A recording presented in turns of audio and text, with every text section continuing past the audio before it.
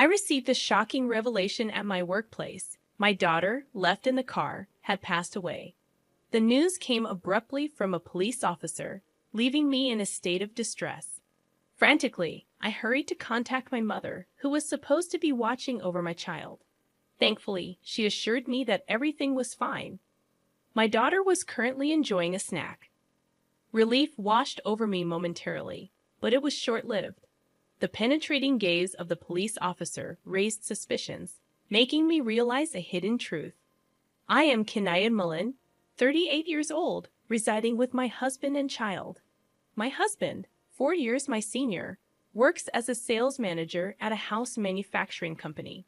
His demanding job often keeps him occupied on both weekdays and holidays, making him less involved in childcare and household duties. Requesting his help in picking up our child on his days off often resulted in frustration. Recalling a past incident when I worked at a drugstore on a Sunday, I asked him, who was on a day off, to care for our child. His response was dismissive, stating that he needed to relax on his day off, unlike me, a mere part-timer. Despite my concerns about his nonchalant attitude and whether he was properly caring for our child, Lucien, who is adept at playing independently, didn't require much attention. However, that day at work was difficult as I couldn't shake off the worry about my husband's caregiving capabilities. Subsequently, I entrusted my child to my nearby living mother. Fearing confrontation and reluctant to make situations awkward, I struggled to voice my concerns. He's exhausted. I need to understand that. I reasoned with myself, grappling with the challenges of parenting and managing household responsibilities on a part-time basis. Then, a pivotal incident unfolded on a particularly cold day. At the crack of dawn, the store manager called me urgently. Could you fill in for a colleague who isn't feeling well? Staff members often covered for each other's shifts. I'll be a bit late. I have to drop off my son at my mom's, but it's fine, I assured and ended the call. Upon contacting my mother, she readily agreed, prompting me to hastily prepare. Unexpectedly, my usually reserved husband, Jeffrey, offered unusually supportive words. Should I take him to your mother-in-law's? I was taken aback by his uncharacteristic concern. Really? Are you sure? What about your job? His unexpected support astonished me, and he assured, it's all right. I'll make it on time. Observing him happily picking up our son, I expressed my gratitude. Thanks, but he needs a car seat. Why don't I use your car today? I'll even drop you off at the train station. You're not comfortable driving my car, right? His large car intimidated me, but he reassured, it's genuinely helpful. Following a safe day at work, I received sincere thanks from the store manager, and even regular customers expressed their gratitude. The warmth of appreciation made me happy.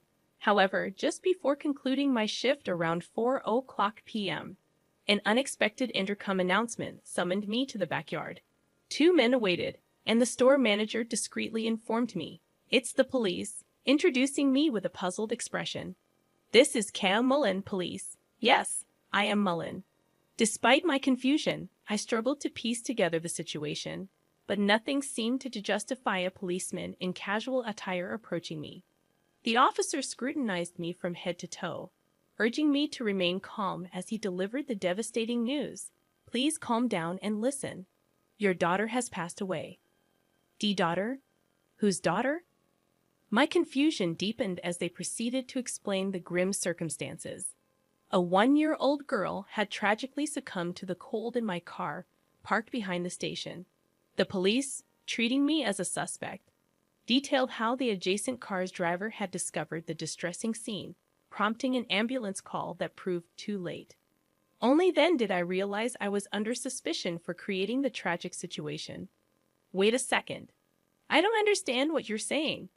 I have a son, and my mother is with him today. Yes, I'll cooperate at the police station. Despite my protests and attempts to clarify, the police officer lightly patted me down, refusing to let me speak further. It became apparent that they assumed I had left my child unattended in the car while I was at work.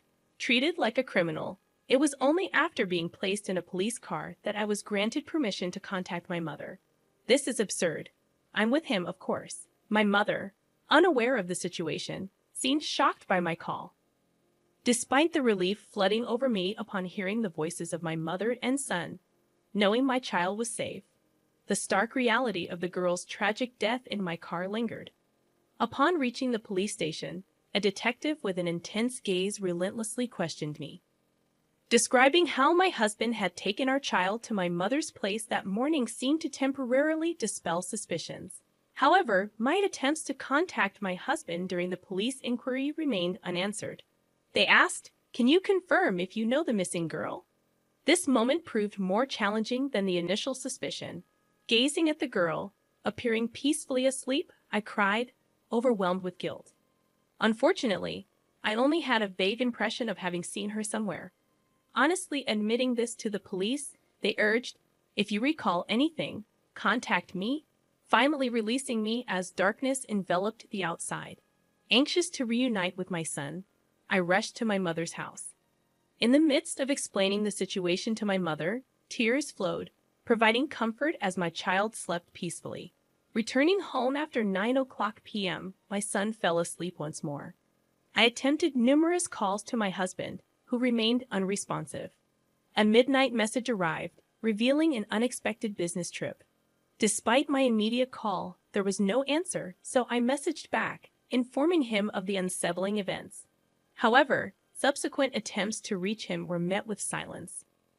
The following day, I faced the morning after a sleepless night, haunted by a lingering concern. Beyond the distress involving my husband, the image of that girl persisted, as if I had encountered her before. Resolving to seek answers, I waited for my husband's work hours to commence, gathering the courage to make the call. My intention was to have his workplace contact him during his business trip.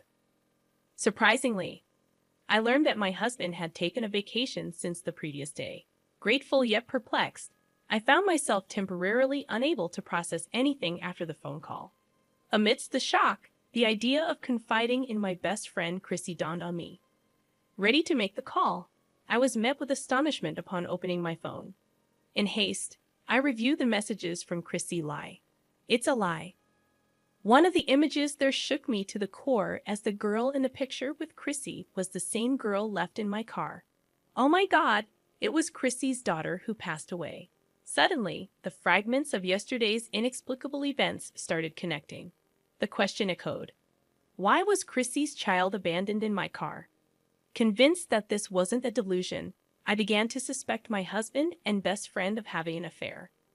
2 years ago, Chrissy, single after a divorce, had cryptically shared about her pregnancy, refusing to disclose the father. "I won't tell you who the dad is. I'm just a single mother," she had laughed meaningfully. The possibility that the girl might be my husband's child loomed, though uncertain. Fueled by unbearable anger at being deceived for so many years, I felt a determination to unveil the truth in honor of the departed girl. My lack of assertiveness had allowed me to navigate my marriage without confronting my husband. However, upon discovering the betrayal, a newfound determination stirred within me. Realizing that 2 foolish adults had tormented an innocent child, I promptly took action to address the issue. After dropping my daughter off at the nursery, I headed straight to Chrissy's house. Upon arriving at her apartment and ringing the doorbell, Chrissy, still half asleep, answered. "It's been a while. Did I wake you up? Huh, Kanaya, what's going on?" Chrissy, lacking makeup, attempted to shut the door, but I anticipated it and placed my bag between the doors. "There's Jeffrey too, right? Let's talk, the 3 of us." Despite Chrissy's panic, I found myself chuckling, perhaps due to the absurdity of the situation. Chrissy seemed unnerved by my strange laughter. "All right, you should have told me you're coming," she grumbled but gestured for me to come in. Navigating to the back room, I heard my husband's voice calling out in surprise. "What, Kenya?" He was still in bed. However, his surprise was short-lived, and by the time he joined us in the living room, he seemed prepared to face me. "Well, you've already found out," he nonchalantly remarked as soon as he saw my expression. Chrissy, who had been visibly upset moments ago, was now grinning behind my husband. "Can you not make fun of me?" I have something I want to ask. Oh, I'm scared.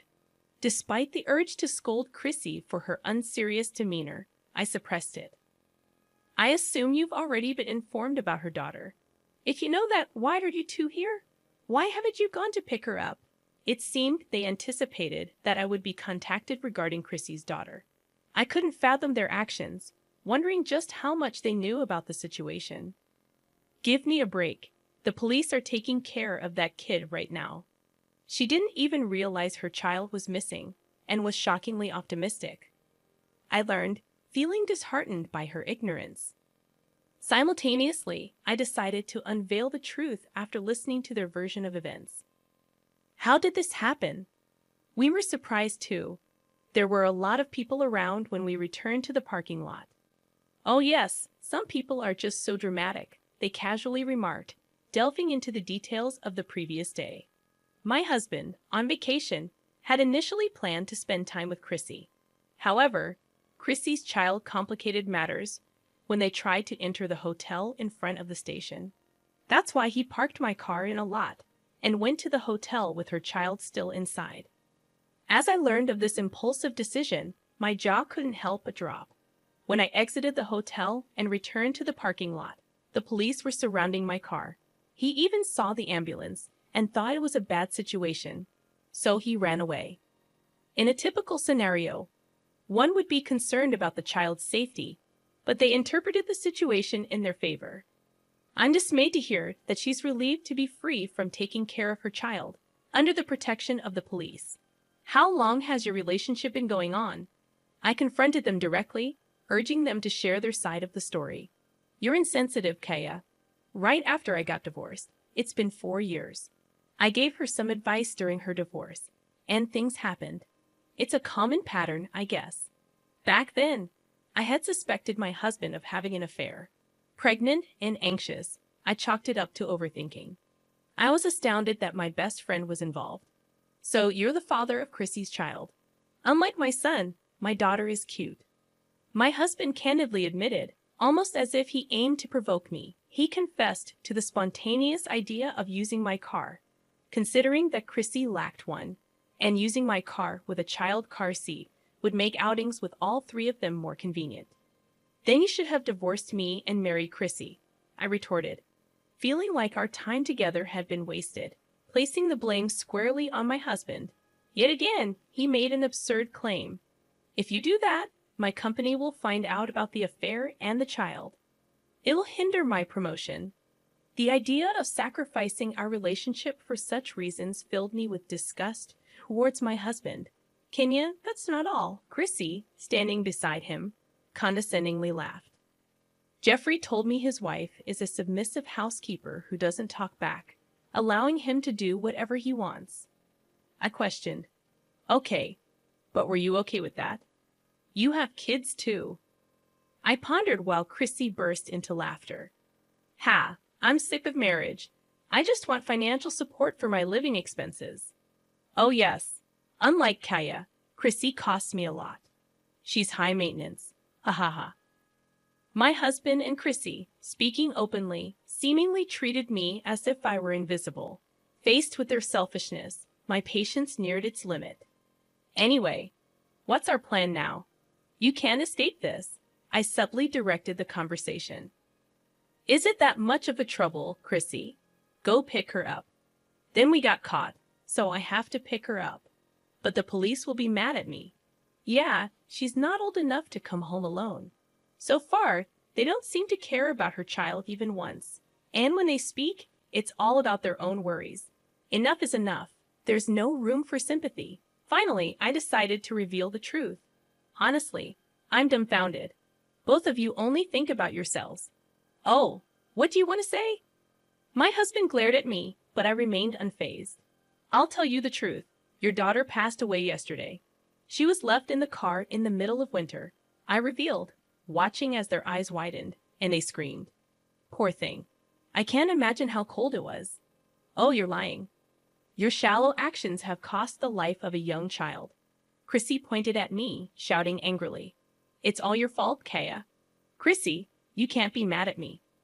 Why don't you reflect on yourself a little? I retorted. Shut up. It's your fault that you married Jeffrey. I don't understand what Chrissy is saying. When she introduced him to me, I wondered if Chrissy was delirious because of the shock of losing her child. When I'm having a hard time with my divorce issues, you can't get married to show it off to me. It's not supposed to happen. It's your fault. What are you talking about? You got divorced because of your own infidelity. It's your fault. No, it wasn't supposed to be like this. Chrissy, who started crying, continued to blame herself, saying, I should have been happier. On the other hand, my husband attempted to make excuses in front of her, sobbing. Oh, it's none of my business. I was just going to have an affair from the beginning. It's too late. Chrissy's child doesn't really know I'm the father, does she, Kenya? We're not divorced yet, are we? Saying that, he approached me. I brushed his hand away and uttered in the lowest voice possible, Coward, don't show up in front of me again. Ignoring their ugly argument, I slipped away to the police. 2 days later, a call from the police informed them that the surveillance camera footage from the parking lot was the deciding factor, leading to their arrest. Both of them would now face justice properly. Their actions had set them on a long and arduous road filled with thorns. Meanwhile, I started to live a peaceful life with my mother and son. At the suggestion of the drugstore manager, I ended up working as a full-time employee. The unexpected restart of my life filled me with excitement.